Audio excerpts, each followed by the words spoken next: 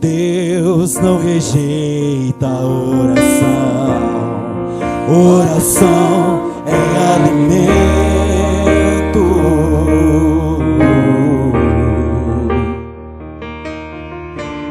Nunca vi o justo sem resposta ou ficar no sofrimento.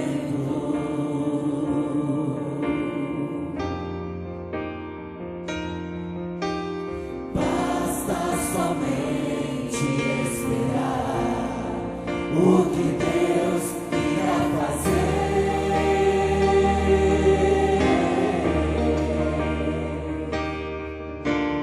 Quando Ele estende as suas mãos, é a hora de vencer.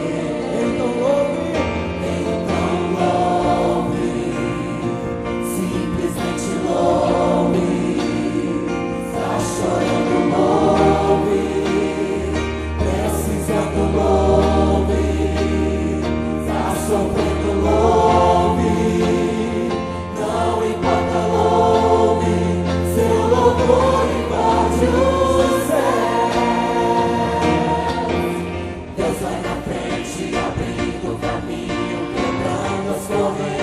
Tirando os espinhos, ordena os anjos pra contigo lutar.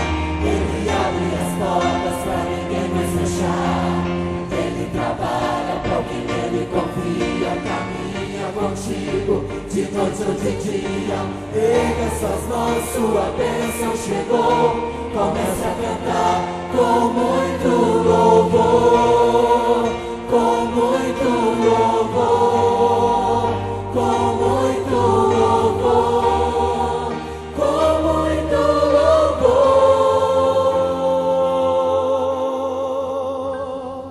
A gente precisa o quê? A gente precisa entender. Deus está falando com a segunda igreja. Deus está falando.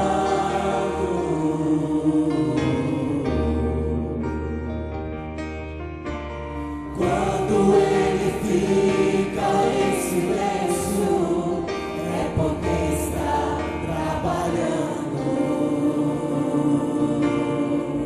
O que nós devemos fazer como igreja? Basta somente esperar o que Deus irá fazer.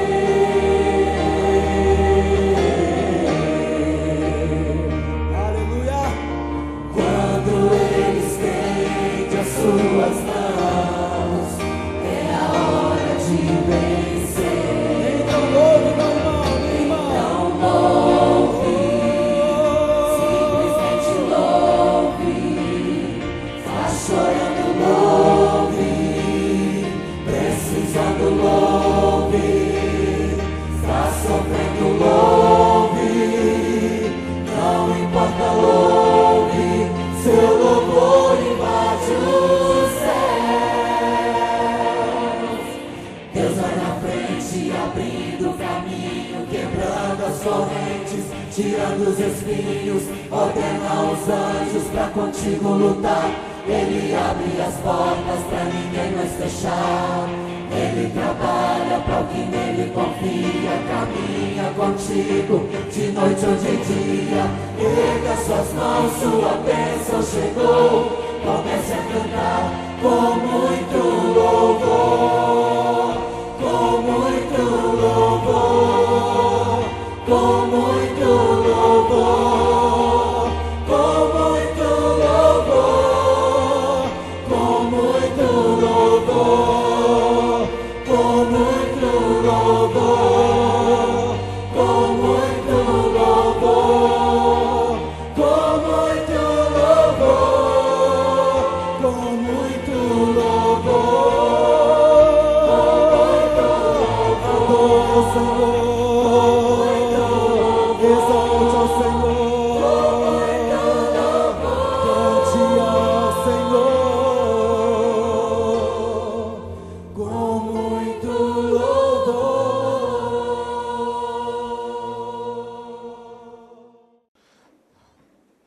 Abre a sua Bíblia comigo em Êxodo capítulo 17, por favor. Eu vou pedir você que me acompanhe na leitura de 3 textos. Mas o primeiro e mais longo texto é de Êxodo 17. Depois nós vamos ler em Deuteronômio e depois nós vamos ler em 1 Coríntios. 3 textos, mas o mais longo é Êxodo 17. Esse texto que nós vamos ler é um dos episódios mais significativos e importantes na história da igreja no Velho Testamento. O povo de Deus está a caminho e o capítulo 17 narra uma das experiências que esse povo tem e que nós podemos tirar lições muito preciosas para a nossa vida. Êxodo 17 diz assim: tendo partido toda a congregação dos filhos de Israel do deserto de Sim, fazendo suas paradas, segundo o mandamento do Senhor, acamparam-se em Refidim, e não havia ali água para o povo beber. Contendeu, pois, o povo com Moisés e disse: dá-nos água para beber. Respondeu-lhe Moisés: por que contendeis comigo? Por que tentais ao Senhor? Tendo aí o povo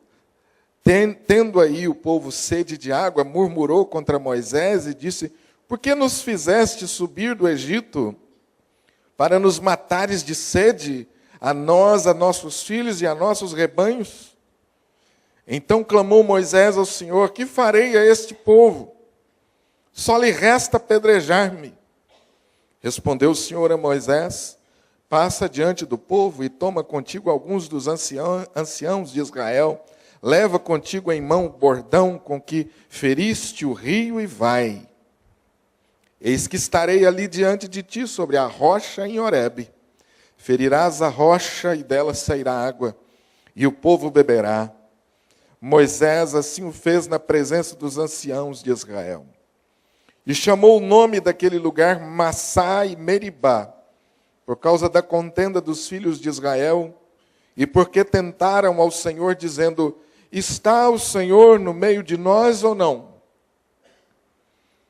Então veio Amaleque e pelejou contra Israel em Refidim.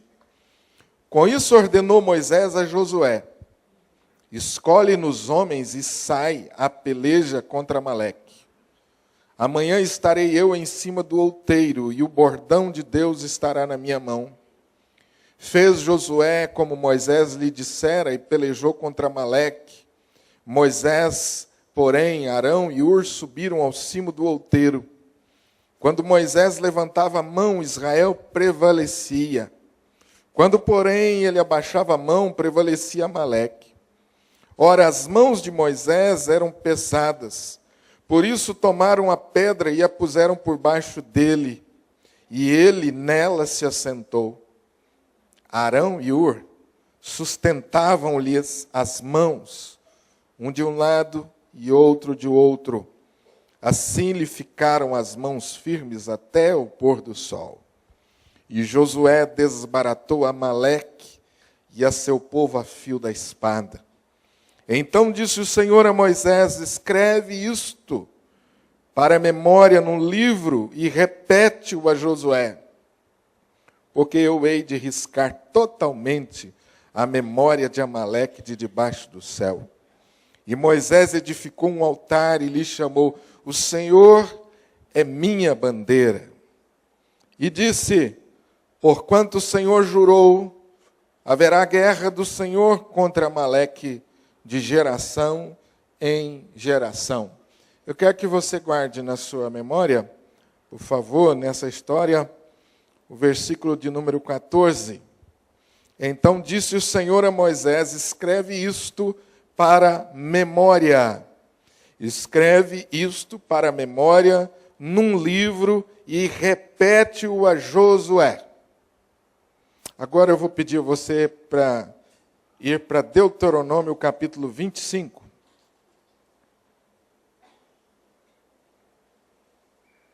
Deuteronômio capítulo 25.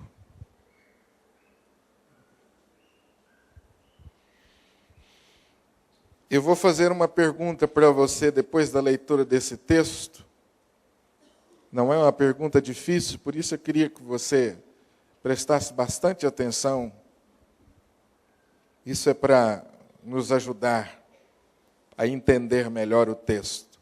Deuteronômio 25, 17, diz assim: lembra-te do que te fez Amaleque no caminho, quando saías do Egito, como te veio ao encontro no caminho e te atacou na retaguarda, todos os desfalecidos que iam após ti, quando estavas abatido e afadigado, e não temeu a Deus.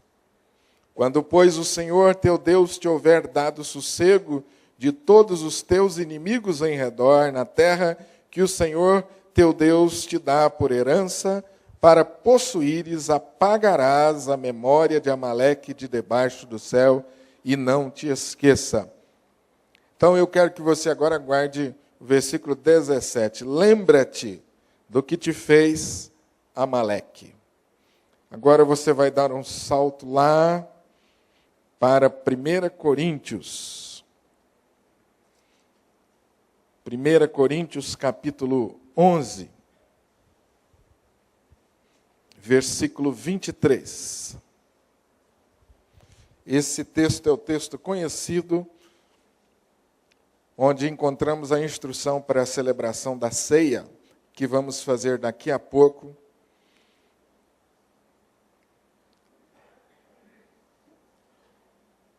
Primeira Coríntios 11, 23. Amém? Porque eu recebi do Senhor o que também vos entreguei, que o Senhor Jesus, na noite em que foi traído, tomou o pão e, tendo dado graças, o partiu e disse: isto é o meu corpo, que é dado por vós. Fazei isto em memória de mim. Isto é o meu corpo, que é dado por vós. Fazei isto em memória de mim. Amém? O que você encontrou de comum nesses três textos que nós acabamos de ler? Eu li Êxodo 17, 14. Depois eu li 25 de Deuteronômio, capítulo 25. E depois eu li 1 Coríntios, o texto da ceia. O que você encontrou de comum nesses três textos? Hã? Parabéns, vocês estão atentos. Embora esses textos estejam separados por longo tempo, todos eles mostram para nós que Deus está preocupado com que o povo não se esqueça.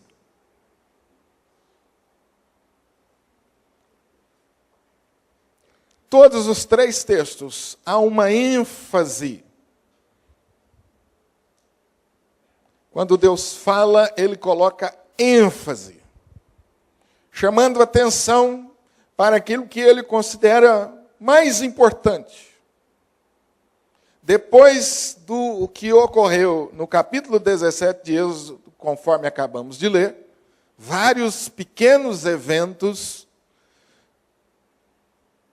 Deus diz assim a Moisés e a Josué: não te esqueças mais disso. Escreve. E faz com que as gerações seguintes nunca se esqueçam do que aconteceu em Refidim. Mantenha Moisés vivo nessa geração que vai entrar na terra prometida daqui a pouco, e nas gerações futuras mantenha vivo na memória deles o que eu acabei de fazer, o que acabou de acontecer em Refidim. Em Deuteronômio você percebe novamente o registro de Moisés, de forma aí sintetizada. O livro de Deuteronômio contém instruções de Deus que seriam lidas para o povo durante a sua caminhada no deserto, povo, novamente eu digo, prestes a entrar na terra prometida. E quando esse povo estivesse lá, nos seus encontros, nas suas celebrações, a liderança deveria lembrá-los de Refidim. A ordem de Deus é: não esqueça do que aconteceu em Refidim. E aí, nós vamos lá para o Novo Testamento, muitos anos depois. A rocha ferida pelo poder de Deus. A rocha ferida pelo poder de Deus que levou sobre si os nossos pecados, as nossas dores, as nossas mazelas, as nossas derrotas, as nossas frustrações, os nossos pecados, a rocha ferida, salva, ressurreto, diz assim: reúnam-se, para que vocês não se esqueçam, ao celebrar a ceia, reúnem-se e lembrem-se do que eu fiz. Lembrem-se de mim, lembrem-se do que eu fiz. A preocupação de Deus é manter vivo na memória do povo estas lições. E aqui a gente pergunta, por que essa preocupação? Porque com certeza Deus conhece a natureza e sabe que com muita facilidade nós nos esquecemos. Com muita facilidade nós nos esquecemos. E quando você lê o Velho Testamento, você vai constatar isso. Quantas e quantas vezes Deus repete as suas instruções. E na leitura do Velho Testamento, você vai se deparar com versículos que se repetem o tempo todo. Instruções de Deus.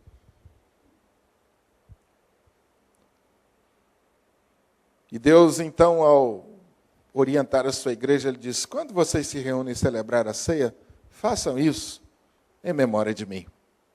Para que vocês jamais se esqueçam. Porque nós esquecemos com muita facilidade das coisas.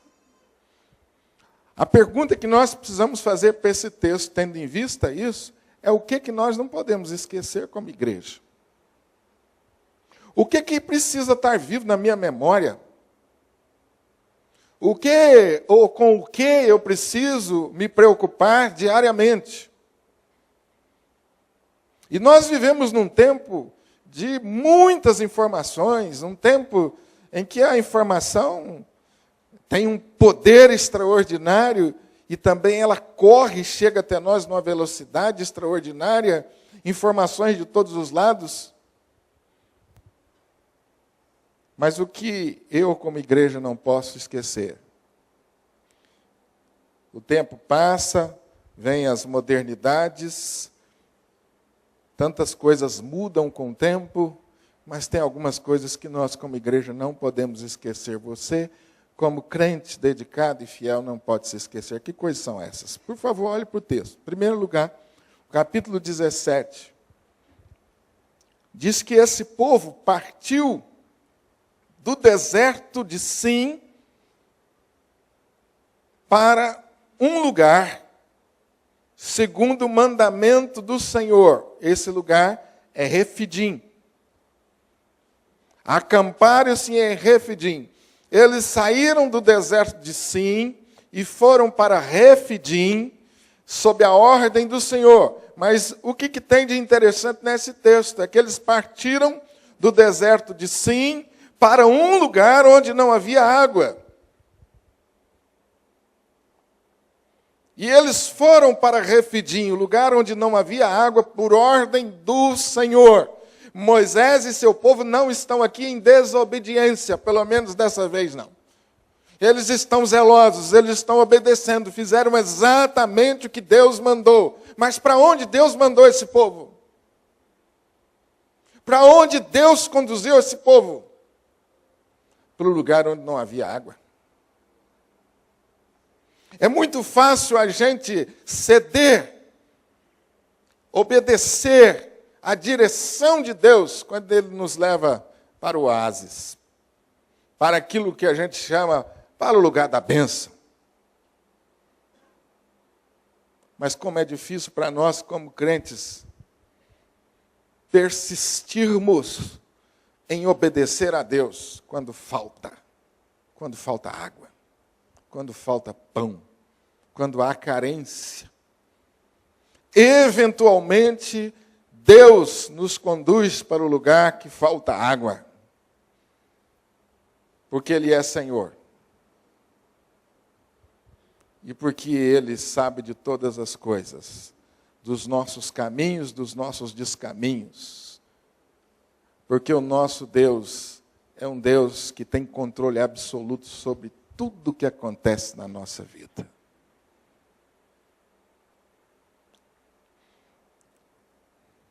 O versículo 2 diz que diante dessa realidade, esse povo tem uma reação que mais uma vez entristece profundamente a Deus. O que eles fizeram? Versículo 2. Contendeu-se. Entraram em contenda, murmuraram, se levantaram contra Deus e contra Moisés. Por quê? Porque não havia água. Porque Deus é bom só quando Ele nos leva para onde há abundância. Porque Deus é bom e a nossa liderança é boa e é ungida só quando me leva para a abundância.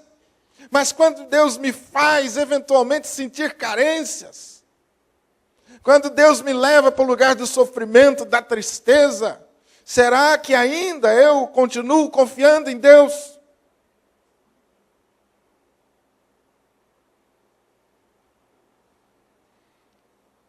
Hoje eu ouvi uma coisa que me abençoou profundamente de um irmão da igreja. Pastor, Deus maravilhoso, hein? Que obra maravilhosa. E se Deus tivesse levado José Eduardo, pastor, nós estávamos aqui alegres também. O irmão pegou pesado comigo. Um papai que perdeu seu filho com 27 anos.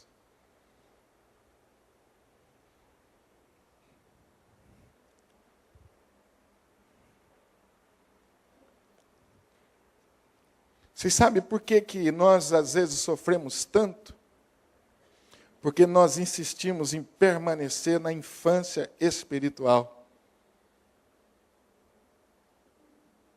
O apóstolo Paulo, quando ministra as igrejas, você percebe um tom muito enérgico de Paulo contra aquela igreja que resistia um alimento sólido para sair da meninice e entrar na maturidade. Apóstolo Paulo pega pesado com a igreja em Corinto por causa disso. Olha, eu tive que dar a vocês um alimento muito fraquinho, leite, porque vocês não podiam suportar. E no meio de vocês, alguns eram para ser mestres, mas insistem ainda em ser crianças.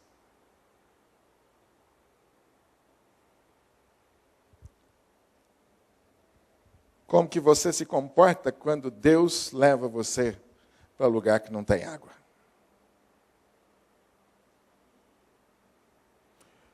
Deus pediu para que nunca o povo se esquecesse que Ele é bom quando Ele nos leva para a abundância e Ele é bom quando Ele nos leva para a carência.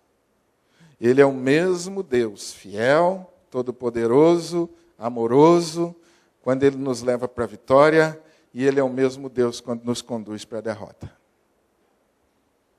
Que isso, pastor? Deus nos conduz para a derrota? Conduz. Só você ler a Bíblia que você vai ver. Quando muitas vezes Ele faz o povo se sentir derrotado. O povo amargar, ainda que temporariamente, o gostinho da derrota.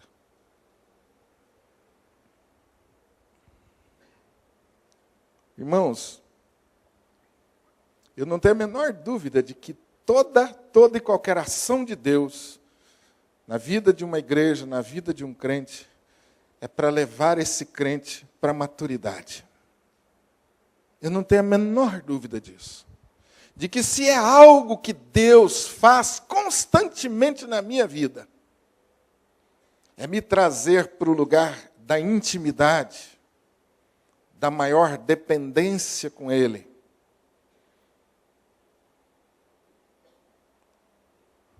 Se é algo que Deus está fazendo agora, nesses últimos dias, é isso, nos fazer amadurecer na fé. Dá para falar um amém ou não? Segundo lugar, essa situação trouxe à tona o que de pior havia no coração daquela gente. Porque essas coisas ruins, elas só vêm à tona para serem tratadas em situações assim. Na abundância, nós temos muita dificuldade em sermos tratados nas nossas fraquezas. Na verdade, nós não mergulhamos muito fundo nelas. Mas quando falta, aí sim, Deus traz à tona aquilo que é de pior que existe, para tratar.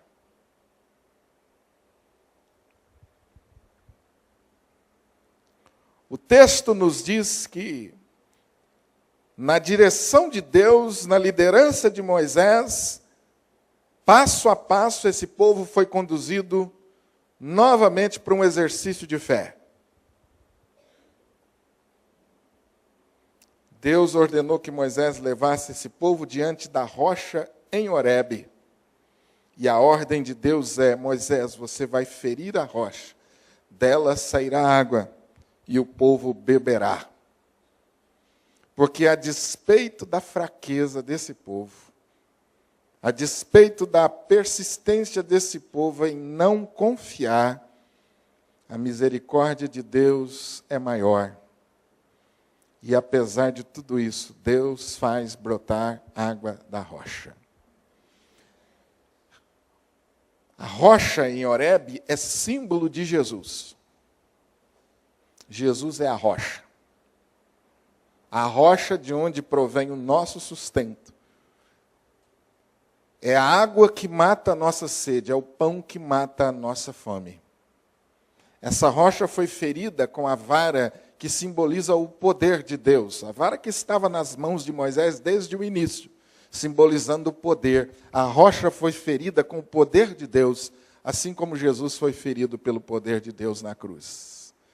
E por causa do meu pecado e do seu pecado, ele sangrou.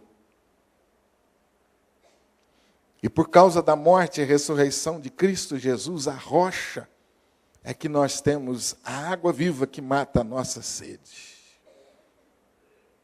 Porque apesar de sermos infiéis, ele permanece fiel. Aquele lugar iria entrar para a memória do povo também, chamaria Massai Meribá, para que o povo não se esquecesse também que ali foi o lugar da contenda com Deus. Mas o texto continua, e aí você encontra o terceiro evento importante nesse texto. O primeiro, o fato de que Deus conduz o seu povo. Segundo, que Deus provê as necessidades desse povo. Terceiro, então, versículo 8, você percebe que aí entra outro episódio. Em Refidim, levanta-se novamente contra o povo de Deus Amaleque. E diz-nos o texto que Amaleque se levantou e pelejou contra a igreja em Refidim. Refidim deveria ser lembrado como lugar da batalha. E o povo deveria ser lembrado de que a igreja de Jesus está no meio de uma batalha. O povo deveria ser lembrado que a igreja de Jesus está no meio de uma batalha, no meio de uma guerra.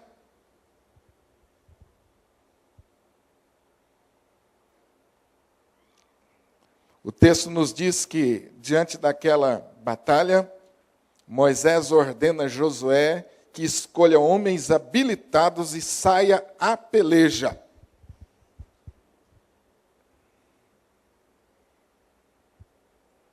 Se observou no texto que Josué fez exatamente como dissera, ele pelejou contra Amaleque. Mas há um outro evento que é introduzido aí. Enquanto Josué vai para a batalha, Moisés vai orar.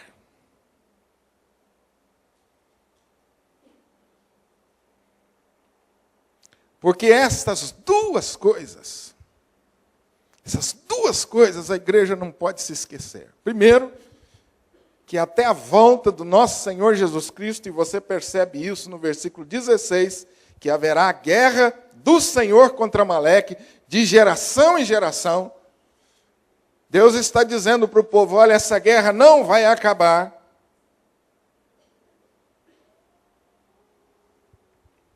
O povo não podia esquecer que ele estava em guerra e que nós enfrentamos a batalha ou a guerra. A nossa arma por excelência é a oração.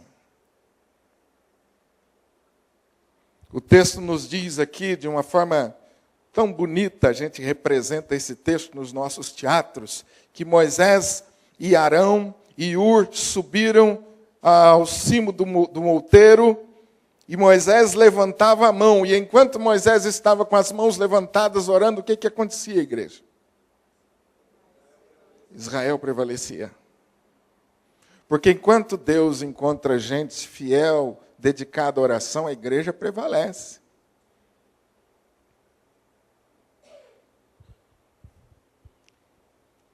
E o texto nos diz que Moisés começou a orar. Mas houve um momento que Moisés não suportou mais aquele fardo, porque orar é uma coisa pesada, viu? Difícil. Talvez seja por isso que muitos crentes hesitam em ter uma vida de oração. Então, Deus providencia 2 homens para sustentar as mãos de Moisés. E há quantas coisas bonitas aqui. Moisés está aprendendo aqui, como líder, a depender dos outros. Moisés e o povo estão aprendendo aqui que a unidade da igreja é fator essencial para que ela continue caminhando em vitória. Moisés tentou resolver o problema sozinho, mas chegou um ponto que Deus fez com que ele sentisse as suas limitações. Porque o líder, por melhor que ele seja, ele é limitado. E ele precisa de outros. Então Deus coloca 2 homens ali. Primeiro coloca uma pedra para ele se assentar, e depois coloca 2 homens para segurar a sua mão. Porque a igreja precisa aprender a caminhar assim. O líder precisa da igreja, e a igreja precisa do líder. Nós precisamos uns dos outros.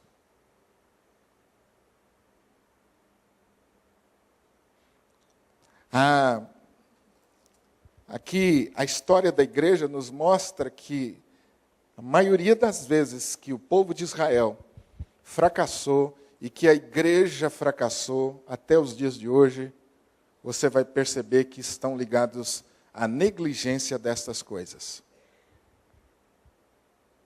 Todas as derrotas estão ligadas à negligência dessas coisas. Foi quando nós perdemos a noção da soberania de Deus, começamos a viver um evangelho muito superficial, achando que Deus é o gênio da lâmpada, encarregado de atender às minhas necessidades e promover a minha prosperidade. Esse evangelho que a gente está vendo, água com açúcar por aí, que Deus é bom, que Deus é maravilhoso, e eu posso orar que Ele vai atender às minhas necessidades. Então a ideia é de que Deus sempre me leva para a abundância. Quando Ele me leva para a carência, não é o Deus que eu sirvo, não. Quando Ele me leva para a carência é porque eu estou em pecado.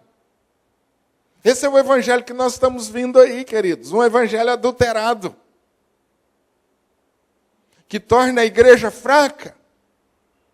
Que faz a igreja na caminhada ficar desanimada muitas vezes. Deixando de ser efetiva na sua missão aqui na terra.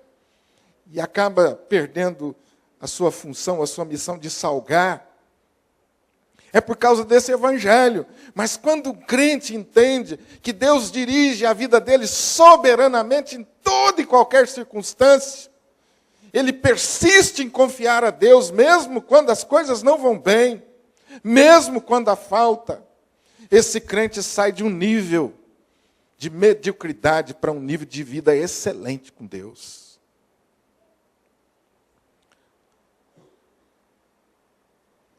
Quando esse crente deixa de confiar na rocha que é Jesus para a provisão das suas necessidades, ele fracassa.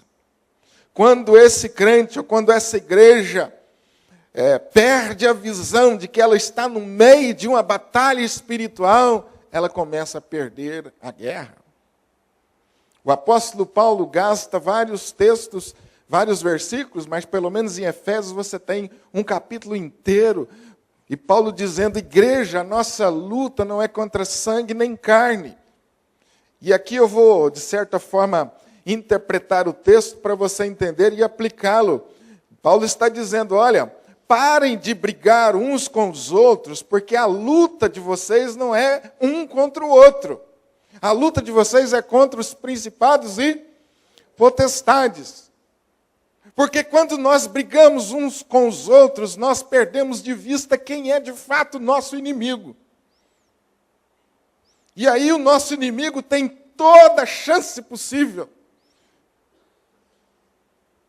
Porque nós estamos ocupados demais em fazer prevalecer as nossas ideias, em fazer prevalecer o nosso gosto, e nos começamos a perder de vista a visão, começamos a brigar entre nós mesmos.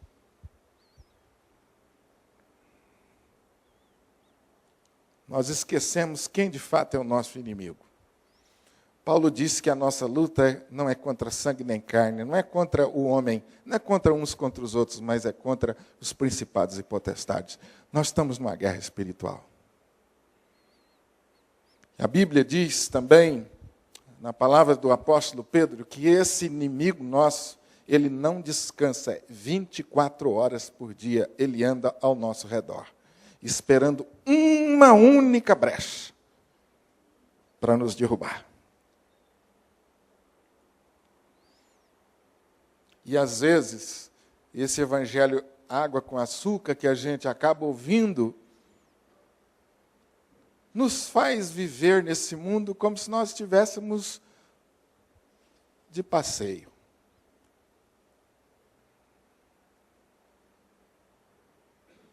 E aí, por conta disso, nós oramos pouco, nós lemos pouco a Bíblia, nós não nos preparamos para essa batalha.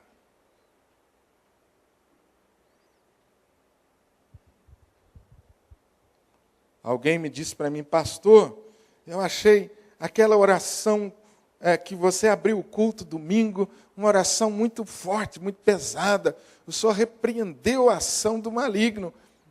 Eu falei, o que tem de novo nisso, irmão? O que tem de novo nisso? Se você nunca me viu orando isso, é porque você anda pouco comigo.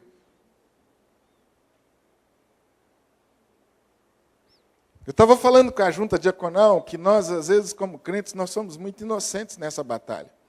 A gente entra para dentro da igreja, passa o portão para dentro e a gente acha que nós temos aqui, estamos salvos. Aqui o diabo não entra, não.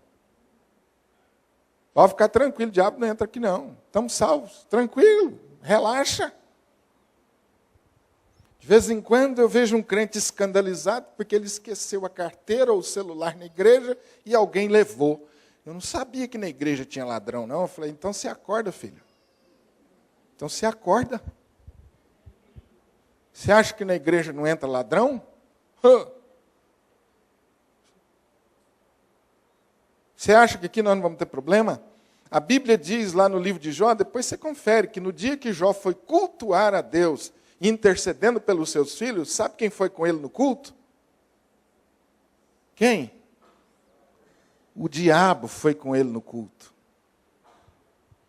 Você pensa que o diabo não frequenta a igreja? Frequentador assíduo da igreja. Ele não falta em nenhum culto. E Paulo falou assim, igreja, vocês não podem ignorar as artimanhas, os esquemas, porque ele é estrategista. E é nisso que, às vezes, nós, como igreja, somos inocentes demais, nós, como crentes. Às vezes, ele não ataca de uma vez, às vezes, ele não vem feio, como a gente pensa, com um rabo vermelho e um tridente na mão. Não é assim que ele vem, não, meu irmão. Ele é estrategista, ele vai armando as coisas. E ele vem bonito, como um anjo de luz. Nós estamos perdendo essa visão. Sabe por que eu falo isso? Com muito carinho para você. Porque às vezes eu vejo a igreja como hoje, aqui no fervor, adorando. Os irmãos aqui esperneando, se espremendo para contagiar a igreja. O pastor pede para abrir a Bíblia e vamos ler a palavra. Tem gente que está, eu não sei aonde, mas aqui não está. Não está aqui. Ainda não se conectou, não se ligou, que nós estamos no meio de uma guerra. E você, como soldado, não pode ficar sem usar a sua arma, sem estar em espírito de adoração, em espírito de louvor. A Bíblia diz que a palavra pregada é como semente, e ela frutifica no seu coração e transforma a sua vida, e prepara você. Então, quando o pastor prega, o diabo vem e arrebata a semente, para que ela não caia no seu coração, e você continue. Então, às vezes, a gente é inocente demais, né? Alguns idosos da nossa igreja vieram domingo me reclamar: pastor, por favor, fale com a igreja. O senhor abre a palavra para pregar, tem uma meia dúzia que se levanta e que fica mexendo e que se levanta. Os idosos me procuraram para falar comigo: pastor, fale com a igreja. E aí, o que você quer que eu conclua, meu amado? É que essa pessoa ainda não atinou. Que quando nós abrimos a palavra, é como se nós estivéssemos aí, pegando a ilustração da guerra, o inimigo está de frente, nós estamos atacando ele com a nossa arma mais poderosa. Então eu levanto, vou tomar água, coisa que eu podia fazer depois, vou no banheiro, me dá uma vontade de beber água, uma vontade de ir no banheiro, impressionante, que até aquele momento não deu. E aí eu coço o cabelo, aí eu beijo o namorado, aí eu leio o boletim da igreja, e enfim, a arma por excelência do diabo é a distração. Quando a palavra de Deus está pregada. É a arma por excelência. Porque a gente pensa que ele vai vir, bater na porta da igreja com a cara de mal e todo mundo vai identificá-lo. Não é assim. É nessa hora mais sublime que ele atrevidamente vem para arrebatar a semente que é a palavra de Deus, para fazer você frutificar, para você ser um crente abençoado e vitorioso, porque amanhã você vai estar diante da prova. E sabe o que vai sustentar você diante da prova? Aquilo que você conhece da palavra. Se você não conhece a palavra, meu irmão, como que Jesus enfrentou o diabo, meu irmão? Não foi contando histórias, nem chorando, foi usando a palavra. A palavra de maneira firme. O diabo não teve nenhum escrúpulo com Jesus. Imagina comigo e com você, como que ele virá com tudo. Ele sabe que você não presta atenção na mensagem, nos cultos, que você não lê a Bíblia. Então ele mira em você e diz assim: esse é o próximo. Esse é o próximo. Aí o casamento não começa bem. A gente não sabe por quê. Estou tão fiel à igreja. Estou até levando meu dízimo agora. Aí as coisas não começam a ir bem. Eu vou fracassando no meu testemunho. A hora mais importante, eu não resisto às tentações. E você não percebe que estrategicamente ele está enfraquecendo você. Estrategicamente ele está minando as suas forças. Há muitos crentes que, infelizmente, nos nossos dias não sabem usar um versículo para evangelizar. Irmãos, eu estou falando do que eu sei. Não sabe usar um versículo da Bíblia para evangelizar. Tem medo de orar pelas pessoas. Liga para o pastor que é melhor. Pastor, fulano está precisando de oração. Liga para a irmã Belô. Irmã de oração, irmã Belô, irmã do poder. Liga para ela. O telefone dela. Liga para o irmão fulano. Quando a missão é minha, mas eu me sinto fraco, eu não domino a palavra, eu não sei muito orar. E se de repente esse diabo se manifesta? Eu já vi muito crente falar isso. Pastor, não vou lá não, hein? Se esse bicho se manifesta e pula em mim, como é que eu faço? Não sei como é que eu vou fazer, pastor. Vamos lá comigo. E ele vem na hora assim, mais atrevida possível, que você está na mesa com a sua família, aí o telefone toca, o diabo manda o telefone tocar e te ligar, para você sair correndo. Ele é muito miserável, para usar uma palavra fraca. Atrevido demais. Quando eu falo em batalha espiritual, meu irmão, nós precisamos deixar de ficar viajando demais e trazer isso para a nossa prática do dia a dia. Quantas vezes nós, como crentes, guardamos amarguras em relação aos outros, em relação à nossa própria esposa, esposo, filhos, vamos guardando amargura. E nós achamos que nós temos esse direito. Eu estou citando exemplos para você de como o diabo vai minando a nossa força, e nós, às vezes, não nos damos conta. Coração amargurado, cheio de rancor contra a igreja, contra as pessoas. E aí o diabo vai me colocando no cantinho, vai amarrando as minhas mãos, vai fechando a minha boca. Eu já não louvo a Deus com muita espontaneidade, eu já não evangelizo, eu já começo a faltar das reuniões, porque o meu coração está tomado de amargura contra as pessoas, contra a igreja, contra a vida. O diabo já está ganhando espaço. Essa é a batalha espiritual que nós estamos envolvidos, irmãos.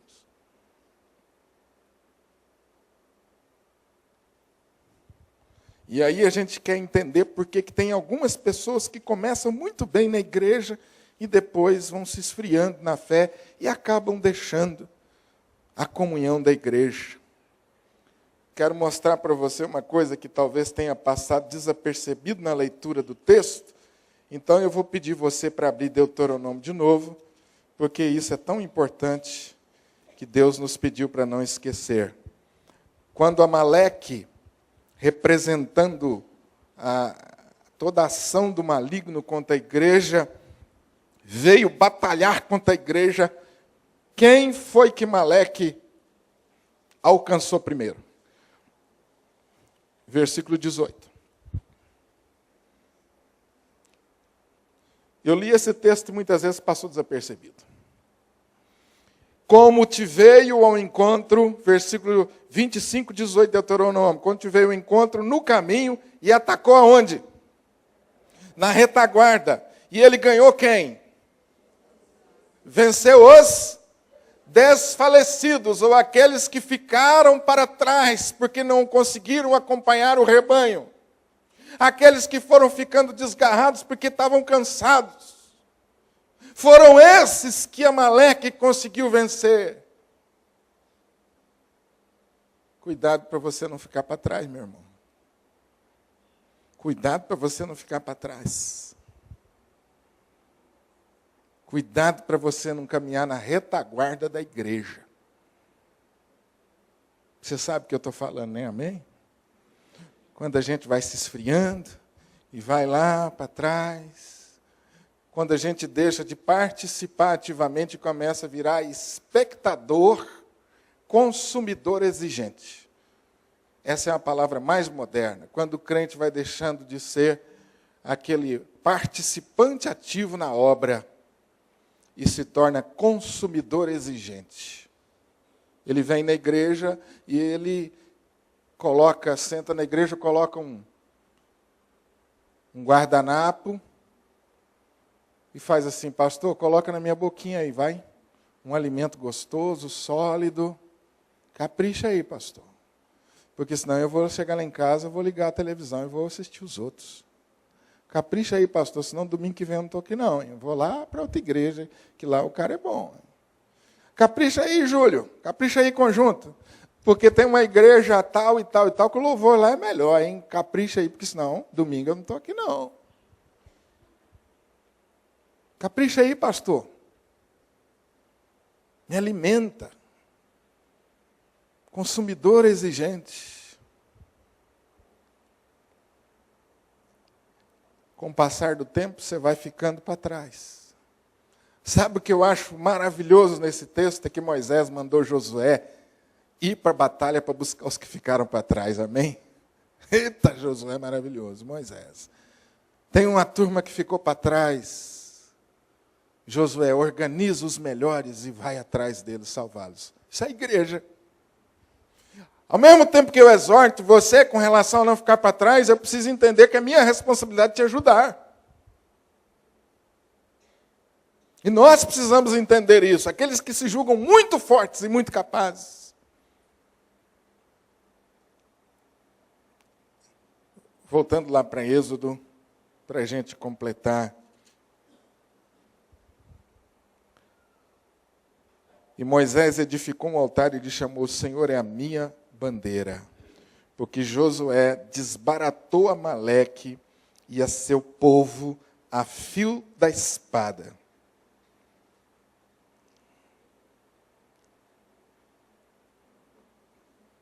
Refidim.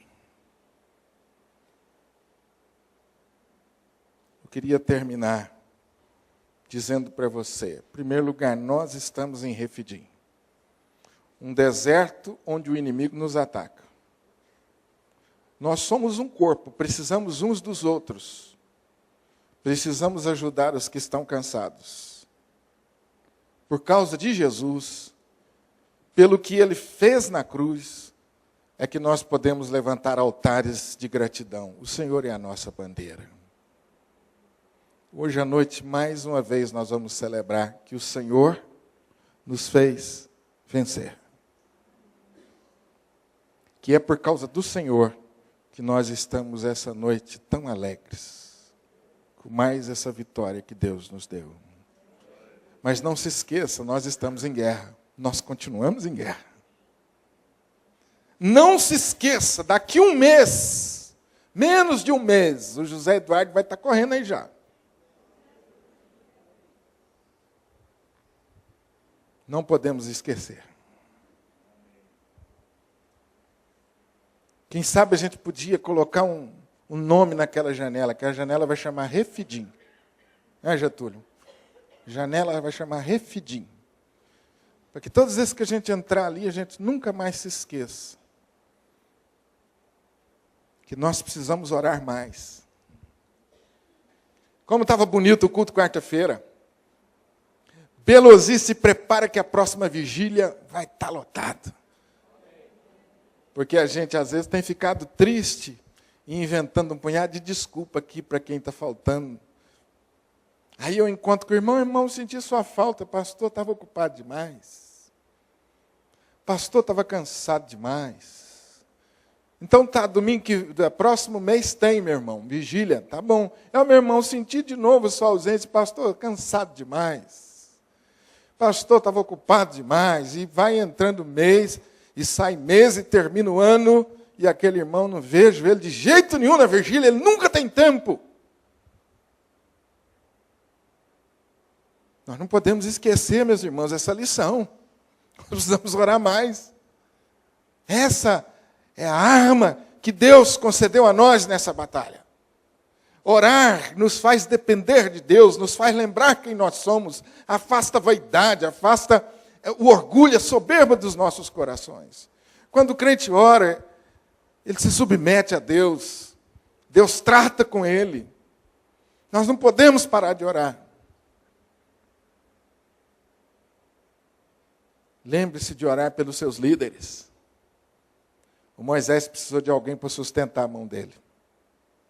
Lembre-se de orar pelos seus líderes, eles também precisam de você, das suas orações. Nós somos um corpo, uma família. e não podemos deixar ninguém para trás. Que Deus nos ajude.